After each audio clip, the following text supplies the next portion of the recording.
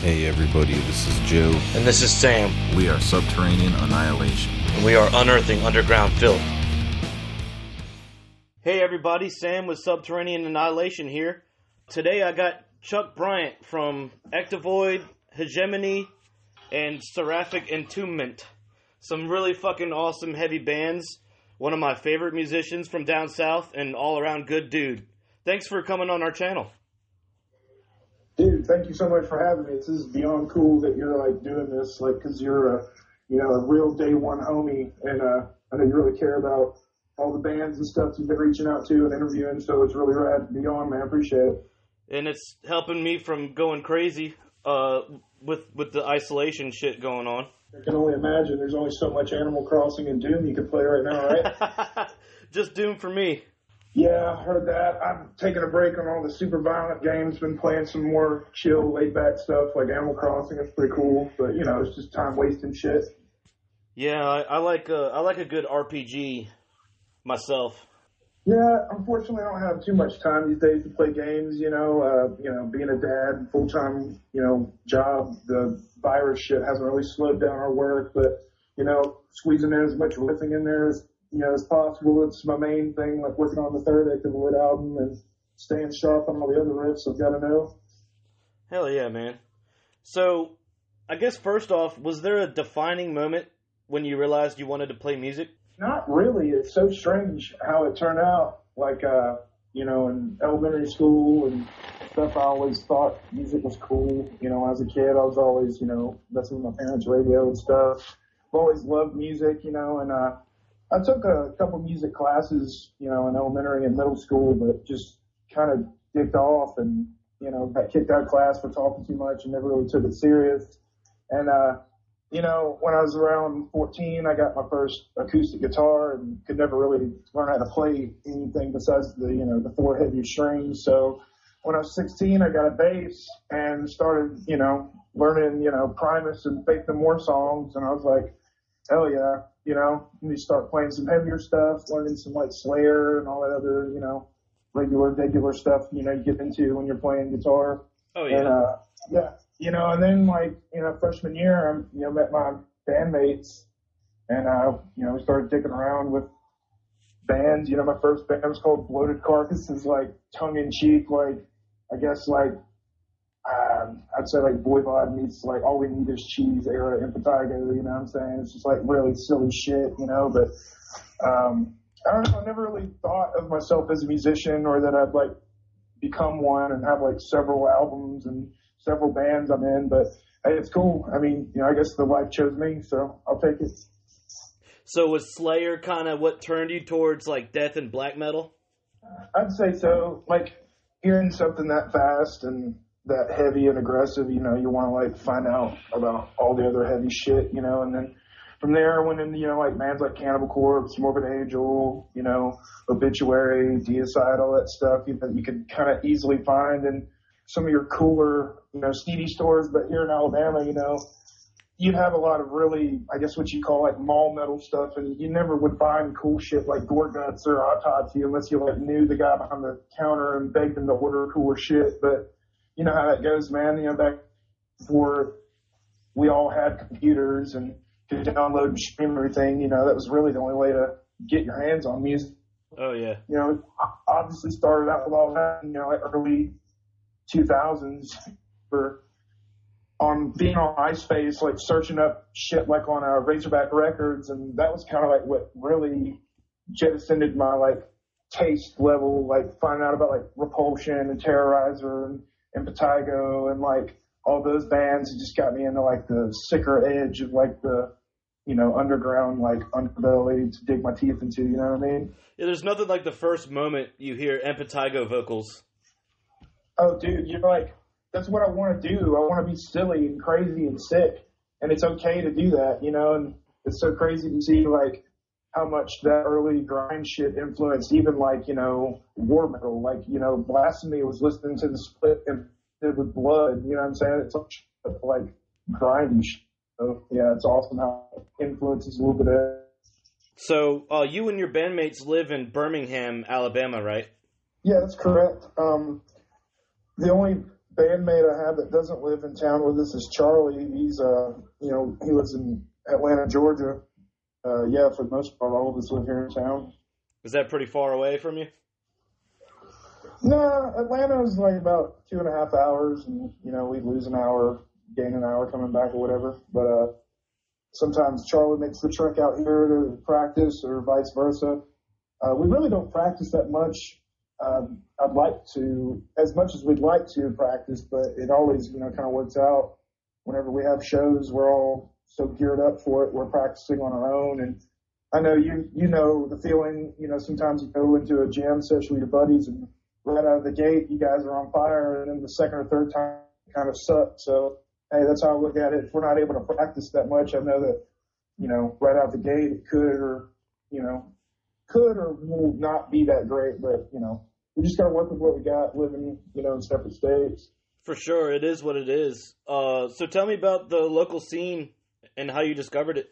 My local scene here, I discovered, early 2000s, going to, DIY punk shows in, small buildings in downtown Birmingham. There's a place called Cave 9, and I went to a couple punk shows there, and the first real cool show I saw there was a band called Cryptic Stench. I had members of Group Ritual that ended up into Abysmal Lord, who are our label mates on Hell's Headbangers now. It was crazy because that was the first time I'd seen my death metal type band, locally, and I was like, wow, this is awesome.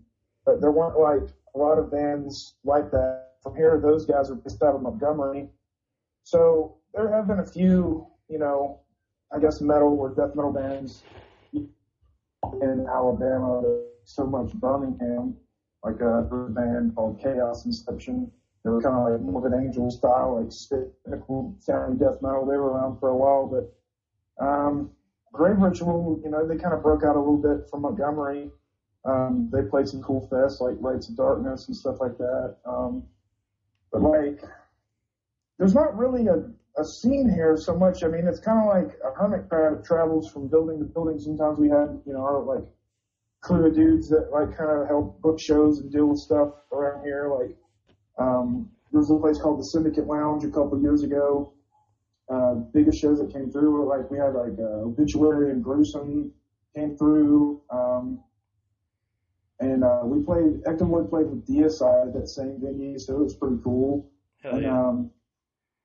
But there's not a lot of places that want to, play death metal. There's a, kind of more upscale venue called Zydeco. They have Napalm Death and Municipal Waste or Cannibal Corpse. They'll play there, but there's not any room for local acts on those packages.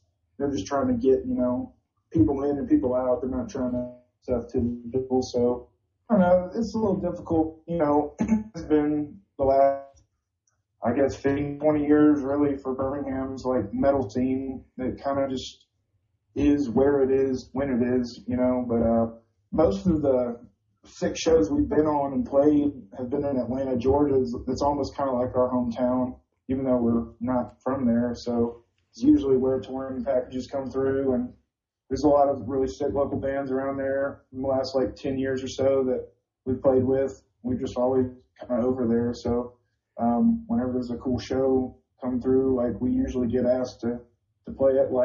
Recently we were going to open for Possessed and Pestilence on their tour, but the coronavirus fucked that up. So how it goes. Got to roll with the punches on that one.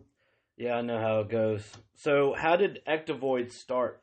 My first band, we were called Bloated Carcass, and we kind of fizzled out because Ryan decided he wanted to be in Grave Ritual, and most of his time was taken up with that. So we kind of just dipped off for a year or two, and I was writing heavier, faster stuff, and it was just me, Chris McDonald, Michael Stewart at the time. We were just like, hey, let's just start another band. It'll be death metal, and we were just thinking of names, and Ectovoid came about because I was into shit like Ghostbusters and creepy shit, and I thought ectoplasm was a cool word. So Fuck yeah. I was thinking of void that ectoplasm would spew from, or just some weird fucking internet shit. It kind of translates sort of outer void, I guess. So it's just kind of vague and just weird and can kind of mean whatever you want it to mean. You know, it was like a way to like kind of open ourselves up to like write about pretty much whatever we wanted to. Didn't have to like paint ourselves into a corner concept wise. Yeah. But yeah, so you know, we just kind of started, you know, messing around, and around 2010 we had some material for a demo, and we recorded that ourselves. That was the Breathing Blackness demo, and then like we self-released that on CDR, and then on Unholy Domain Records from Italy, they contacted us about re-releasing the demo on cassette format, and we were like, fuck yeah, that's awesome. And then from there, around 2011 or 12, Polish label Hellthrasher Productions, my bad, they contacted us about releasing our first full length, Fractured in the Timeless Abyss, and that went well.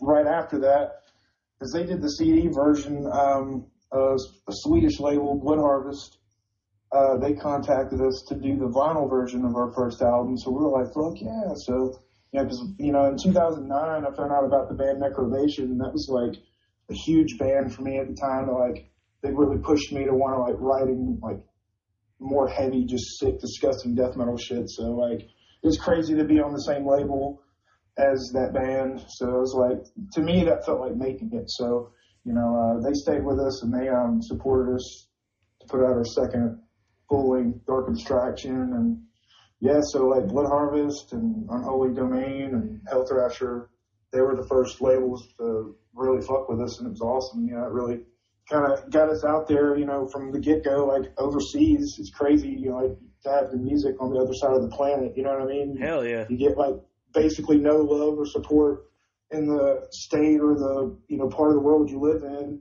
and then out of nowhere you're just like kind of an international band without having to ever really leave your fucking house. So it's crazy. That's just, you know, the wonders of the internet, you know what I mean? So, well, I think Fractured in the Timeless Abyss is a total death metal gem, and I think, you know, when you record something that awesome, it deserves to be passed around like that.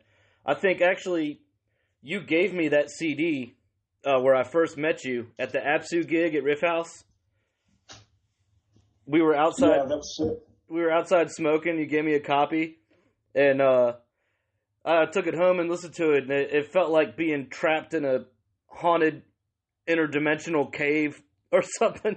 Am I anywhere near describing the subject matter? Oh yeah, totally. That was the total feel we were going for with our lyrics and just the sound and the riffs and the way that I like put the songs together. Like, so yeah, that's really cool. I really appreciate it, because I know, like I said, you're a day one homie, and like you're OG and like really into this shit, and like I know that you really pay attention to stuff you like, and that's really cool. You know, to know that you like cared about our album that much. You know, you came to our show, you supported us ever since then. You know, that was a long ass time ago. It was like almost 7 years ago or something. I don't even remember. Yeah, it was a while. So your second full length, Dark Abstraction, came out like 3 years later. How did the band and music develop or mature in this time? I think for me personally, I found like my vocal range that I was like most comfortable with, like kind of like a mix of the depth of like Craig Pillard, but the being able to really understand what I was saying, kind of like Ross Dolan from Immolation. So those kind of two guys were like my main draws of inspiration. Like, you know, so vocally I felt way more comfortable. I felt at the time I was like a way better songwriter, because I've written all the Ectovoid music, you know, since day one, and Chris is like our Neil Peart. You know, he writes all these lyrics that are like so fucking amazing. I mean, he's an English major, so it would be stupid to not have him write the lyrics. Oh yeah. So, but yeah, that's kind of like been the dynamic of the band. You know, I write the music on guitar, and Chris and I will get together and flesh out the entire song. I'll play guitar, and, you know, we'll like just get through the whole song and kind of like garage band it, or, you know, take a video of it.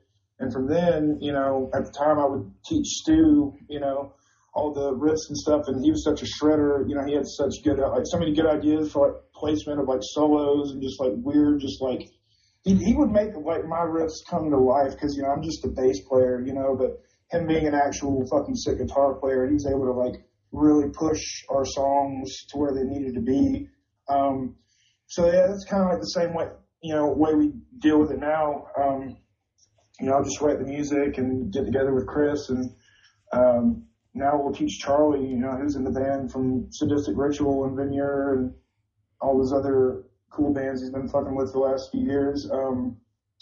Yeah, so like this is basically how that goes on. Yeah, I got kind of a similar writing process too. So that's funny that we both kind of write the same way.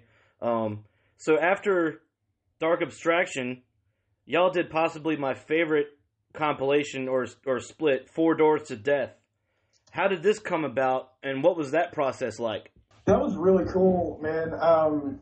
That was just like a total throwback to the old school days of death metal, you know, when they would like throw sick bands together to like just get the sound of that death metal movement at the time out, you know, so it was really cool to kind of like keep that, you know, old school shit going on. My buddy Matt Kilpatrick, he's, you know, been working with Unspeakable Acts for a long time now, and he was the guy that set it up because, you know, he's been supporting our band since day one, too. I remember we played a fest in Nashville, I think. It was called Mountains of Madness or something like that. I mean, it was the first time we ever saw them. That's the first time we ever saw Cemetery Filth, and those guys are rad. Chris McDonald, he plays on the new Cemetery Filth Dominion. It's fucking sick. You definitely gotta check that out. I love those guys. Yeah, but that's how that came about. You know, Unspeakable Acts contacted us and told us, you know, they were doing the split, and it was really cool. I think we were like the first band to finish our tracks, so, you know, we kind of just like, you know, got together and wrote these songs, and that was actually the last recording Michael Stewart was on, so that was really cool too. But yeah, I mean, it was fun, man. I mean, all these other bands like Sabotory and shit, like, I mean, that was such a sick, solid release. Yeah. I mean, I don't really own a lot of splits, but that would be the one I would be like stoked to have in my collection. Yeah, I have it, and like all the material from all the bands is like so fucking awesome and relentless. Yeah, you gotta check out the new one that just came out, man. So, tragedy kind of struck the band and your lives shortly after that. If you're comfortable talking about this subject, tell us what happened. Yeah, man. Our buddy Michael Stu Short, he with really bad, like, you know, epileptic episodes. Like, I mean, he wrecked his car several times and almost died each time, you know. So like, it was getting really rough. I mean, he wasn't even really able to leave the house, let alone, you know, leave town to play shows, which is really the only option we had at the time. You know, around the time of his death, you know, we had some kind of big show offers. Like, you know, we came back to Virginia to play with Morpheus Descends, and that's when Charlie joined the band. You know, Stu was really ill and wasn't able to, you know, jam with us or, you know, play shows anymore. So, you know, we had to make the decision, you know, who could fill his shoes for the time being or whatever. And Charlie learned our songs in like, you know, 2 weeks. And, you know, we played that show. And then shortly after that, we played with Absu again.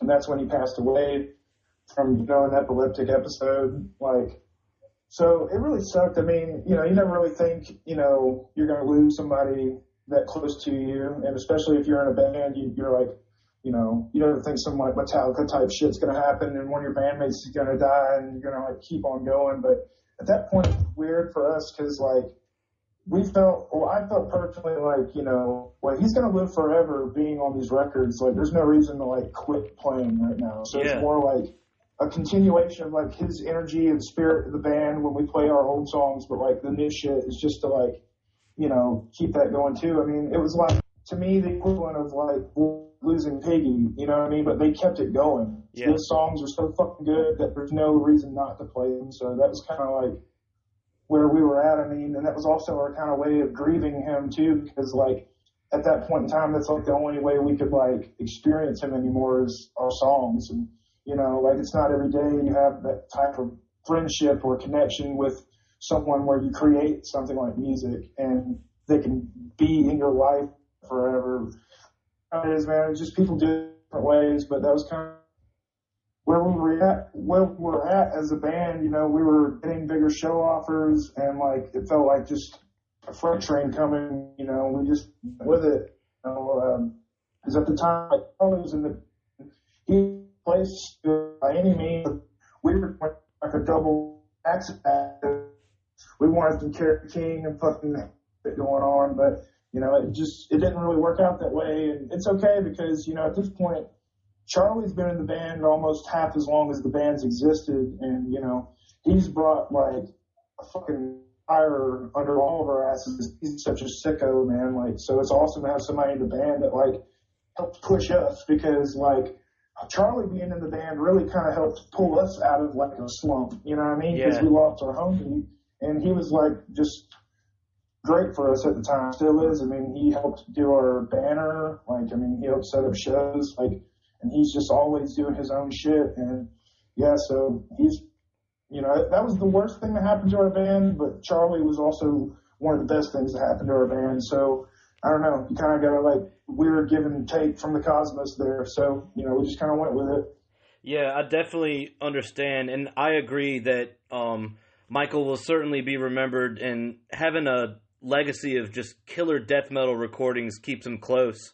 So Ectovoid went silent for a little while. In the meantime, you and Chris kept playing and put out a demo with Hegemony, insanely good black and death or war metal.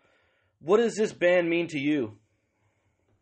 Man, this band is just kind of like our, like, you know, our Revenge, Conqueror, Black Witchery, Titan Blood type of worship band, you know, like the nasty Black Death sound, you know, like the Blasphemy, you know, Proclamation, Archgoat, like those types of bands, like we fucking love that shit too. And, you know, instead of having like one band that sounds like 20 bands, we were like, hey, let's start this war metal project and, you know, have spikes and gauntlets and just fucking total just brutality, you know, and fuck yeah.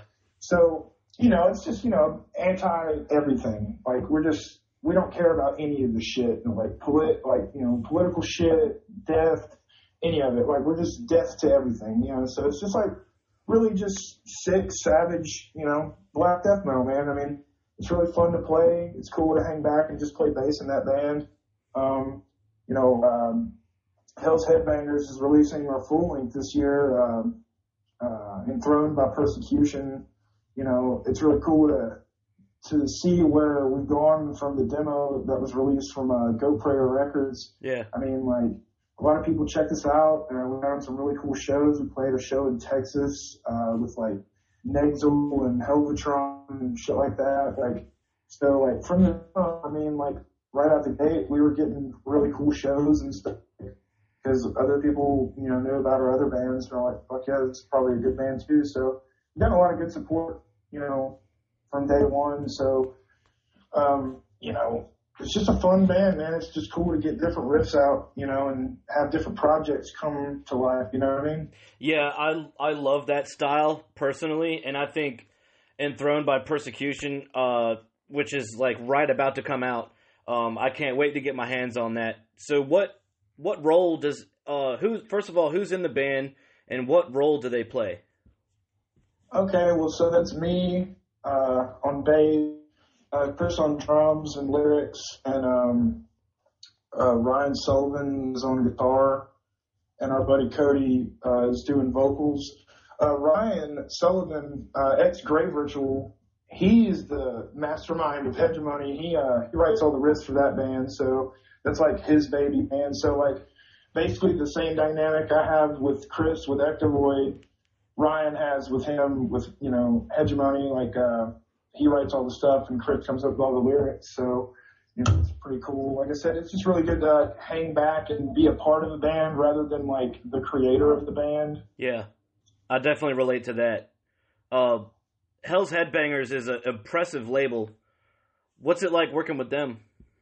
It's crazy. They're really awesome. Like, they're easy to talk to. You know, the layout stuff, you know, dealing with all that. It's just really cool. Like, to be a part of like such a crazy label. I mean, they carry so much sick shit, so many bands on the label. I mean, the fest that they've been involved in. I mean, it's really amazing to have support.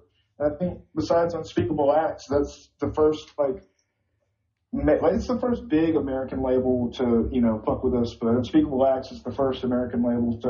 So far, all of our bands, we've gotten support from all over the world. So that's crazy to have it, from home in such a big capacity. Cause they get out everywhere. I mean, a lot of people fuck with them. So it's just really cool.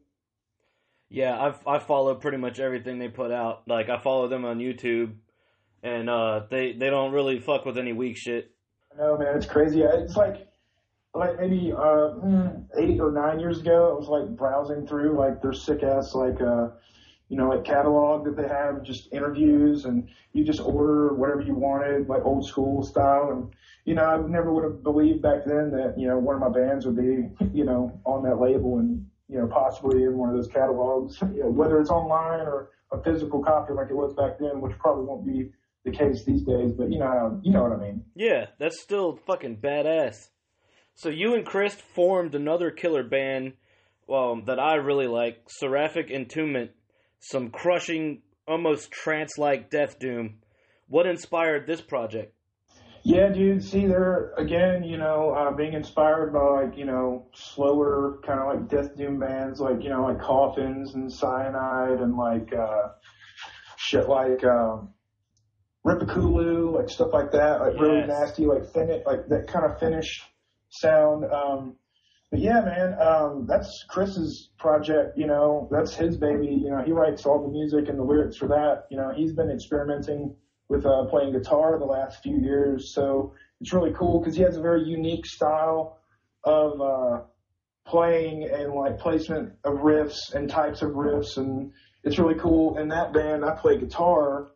And it's a chance for me to kind of expand my abilities because I'm, wanting to learn how to do solos and leads and just, a lot of pick scrapes. That's my thing with that band. But yeah, I mean, it's fun because I get to play a different instrument, but also get to hang back, also just be a part of the band. But yeah, man, just crushing death doom shit. Another exact. You know what I'm saying? Because I just.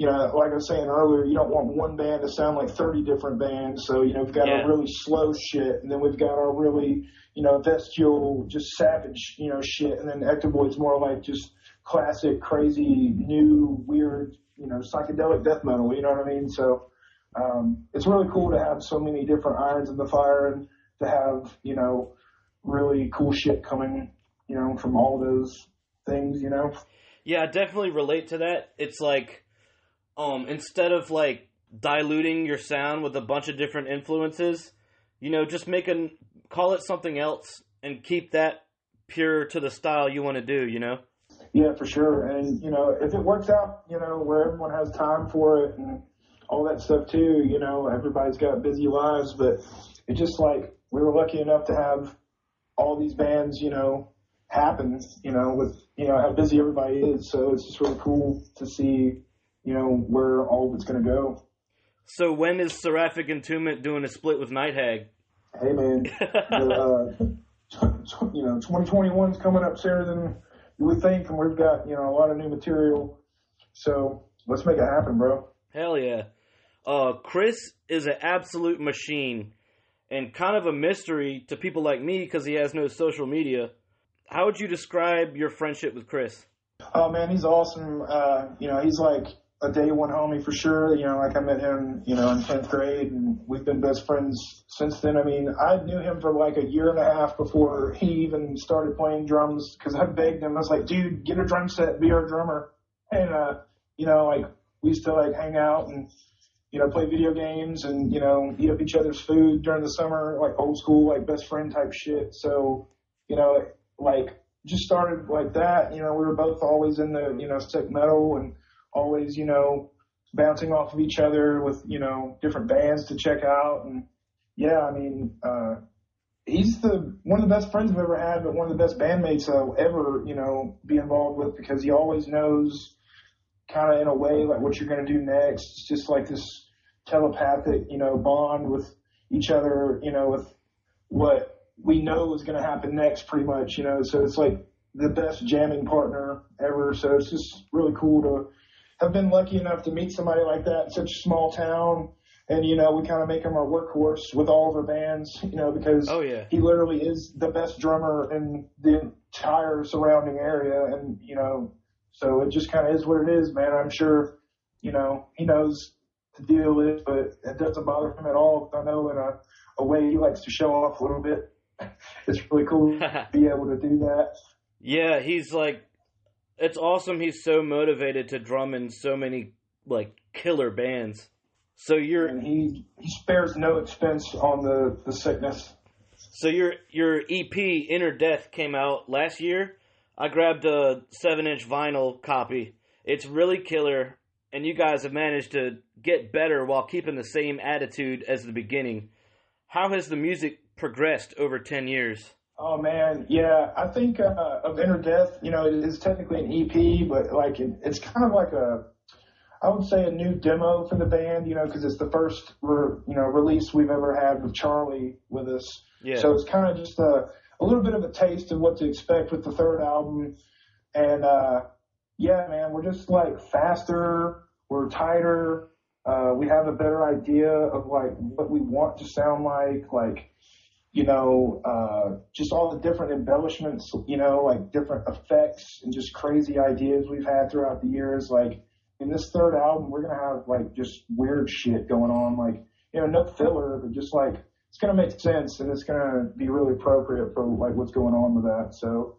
Yeah, I really like the noise kind of creepy fucking outro, man. It fits so well. That's what we're going for, man. We want to, like, you know, make people feel uncomfortable with our, you know, style of death metal, because a lot of other styles, you know, rely on other, you know, attacks of the senses. You know, with Cannibal Corpse, you're seeing super violent shit. You know, with Morbid Angel, you're like questioning like religion and shit, you know, but with us, we're like, we'll make you question yourself, like, you know, what it feels like, you know, the fear of knowing your body's rotting every second, or, you know, like just what it would feel like to be trapped in a dream, or just crazy feverish hallucinations, just trippy shit, just stuff that you don't want to think about, you know. Yeah. So, you know, that's where we take it. You know, there's not really many places to take, you know, heavy shit these days. So I think we found a nice little crack at the cosmos to dig shit out of. Yeah, I love subject matter like that. Yeah, like, you know, Night Hag is about sleep paralysis, and that's one of the most scary things that I've ever gone through. So I love lyrics like that focus on, like fears and subconscious terrors and stuff. So speaking of this third album, what are your goals for the coming years for Ectovoid? Well, it's crazy because, you know, I feel like personally throughout the last 10 years of us being a band, like we've accomplished so much just by like, you know, being signed, having our records, you know, produced and, you know, published by people, and like just, you know, all the shows we've played, like, I mean, we've played with, like, you know, Incantation, Deicide, fucking Demolic, like, shit like that. It's, like, crazy to think that we would even share the stage with those types of bands. And, yeah, like, this year, you know, we were asked to open for Possessed, and it was just another notch on our death metal belt. And, you know, just those sick type of things just happened to us, you know, because we've flown our essence into the, you know, cosmos, and people notice it and have seen that, you know. And so just really, if anybody checks out, you know, the album, you know, that would be a great goal for me. And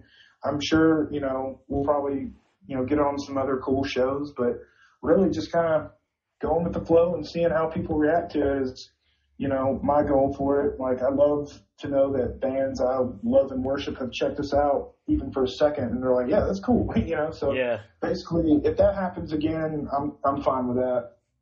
Fuck yes.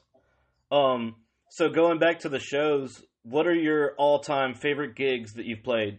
Not kissing ass, but, you know, the first time we played up there, you know, for you guys with Absu was awesome, because that was, like, at the time, the furthest away from home we had been to play a show, so that was rad.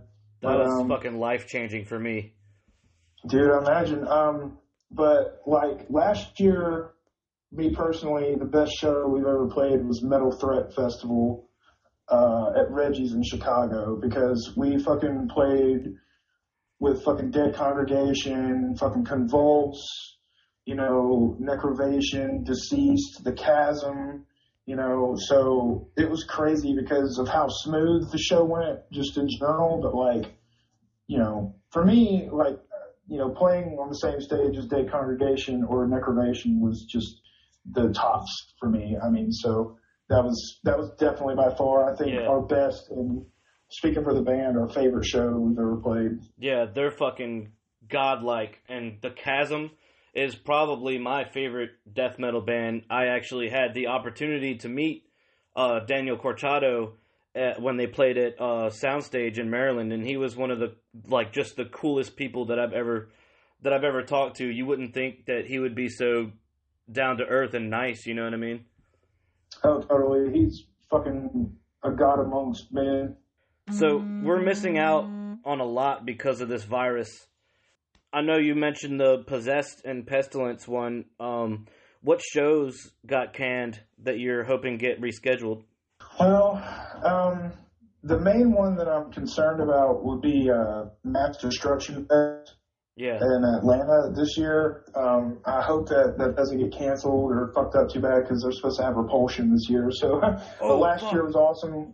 We got to share the stage with the Terrorizer and Mortis Gold and Psy and fucking Demolition Hammer. I mean, the guys, Amos Rifkin and Cody, dude, they're killing it with fucking A-Rippin' Productions. I mean, Amos and those guys are the best promoters. So one of the ones that got postponed, MDF this year, was looking sick. I'm almost glad that it got postponed, because I'm saving or trying to for a wedding. I may actually be able to go next year, and if it's the same lineup, the lineup was really sick. I noticed that too. I haven't been able to make it to the last couple anyway, but because I mean, you're definitely gonna have at least a couple grand to have a good time. Yeah, I know. But I mean, it's it's a shame.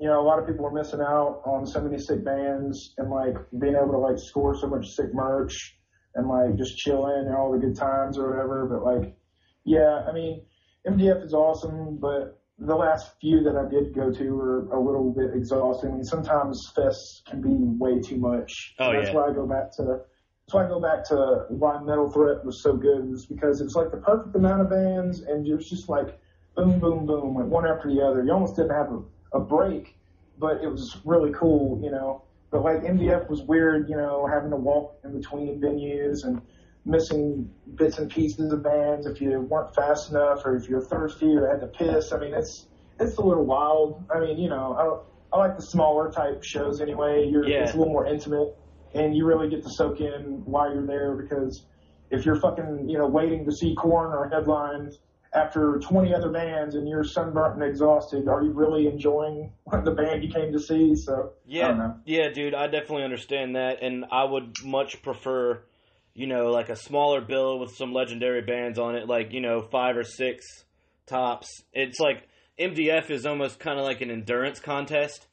I went the year that Autopsy and Macabre played, and one of my biggest regrets in the whole world was not pacing myself drinking, and I fucking blacked out during Macabre's set right before Autopsy played, and that was my first time seeing Autopsy, and I don't remember any of it. I remember they kicked ass, and I was running around moshing, but I don't remember the show at all. Dude, I think I was actually there for that, but yeah, I feel you on, regretting not pacing yourself. We've all been there. It fucking sucks, and, Metal Fests bring out the worst in you as far as that goes. That little demon in your wallet's just digging into your belly, just making you feel like shit. So this question's from my fiance. How has the Alabama scene changed or grown in the last 10 years? I feel like it's gotten a little better than it was just, kind of doing its own thing, because I feel like we have brought a lot of people out, to our shows when we do play. The last show we got a chance to play before everything got shut down was Frozen Soul and Steel Bearing Hand out of Texas. They came through, and it was a smaller like DIY venue, but I mean the place was packed. And I think a good part of that was because we were on the bill, but also those other bands rule. But it's just like I noticed that when we play shows, people come out, so that's kind of cool. I know that a lot of our friends that have helped us out, who run the venues that would fuck with us, they had a lot to do with, getting good bands to come through, and, they would get us on the bill, like I said, because, we had a good turnout, I guess. But, yeah, I mean, it's gotten better for sure, but it's kind of stagnant right now because there's nowhere to do, our level of, underground type of metal shows. Yeah, for sure. But when things pick up again, I mean, maybe people will be more appreciative of the fact that there are shows to go to. So, we'll see, a lot more people coming out to shit like that. I'm hoping so, man. And when I finally see everybody, I'm gonna give them a huge hug, maybe even a kiss. Oh yeah, we're smoking joints and drinking beers and hugging and moshing and all that shit. Hell yeah. So, off the topic of metal, how are you keeping busy lately? Like, any hobbies? Well, mostly, just playing, some Nintendo Switch and, riffing out and working out a little bit, because, we can't go to the gym, so got some free weights, plenty of stuff to do to get your cardio up. So really just gaming and playing guitar and working. Thankfully, I'm still working constantly, so, that keeps me pretty busy. And, being a dad's pretty time-consuming, too. So, those are all my hobbies. Yeah, well, and congratulations on that, by the way. I know I've told you that before, but it's awesome. I think you're going to be an amazing dad. Hey, I appreciate it, man. He's getting big, man. It's awesome. It's crazy seeing how fast they grow up. Yeah. So, on the topic of, the quarantine, since all the restaurants and bars are closed, my fiance and I need ideas. What's your drink of choice and your favorite food? Man, honestly, I'd have to say sweet tea. And, as far as food goes, right now it's Chipotle, but you can only order that shit out. So, I don't know, I've been trying to, copy some of the recipes and make this shit at home because it's cheaper. And I know that the food's clean if I make it, so. Hell yeah. Dude, I've been absolutely slamming some LaCroix fucking sparkling water lately, man. Dude, yeah, this shit's good, man. I mean, you don't really want to drink regular-ass water, so, drink some sparkling water. Hell yeah. Yeah, I guess my favorite form of food is the burrito. So, I could eat, a breakfast burrito with sriracha or El Yucateco chili habanero sauce, every day for the rest of my life and be fine with it. Dude, anything's a burrito if you roll it up good enough. Yes. Hell yeah. Well, dude, I hope we get to hang out again soon. I'll let you get back to your life. Thanks so much for sharing your story with me. Dude, thanks so much for, having me on the show, dude. I mean, it's awesome that you're doing this. We really appreciate you reaching out and, just doing what you do. You're awesome. So thanks a lot. Yeah, man. So if you're listening, get a copy of Inner Death by Ectovoid and Thrown by Persecution by Hegemony, and keep an eye out for Seraphic Entombment split with Night Hag I'm forcing on you. So if you're liking what you're hearing, make sure you like and subscribe to Subterranean Annihilation. Leave us a comment on the video and let us know how we did or what you would like to hear next time. And we'll see you guys again soon.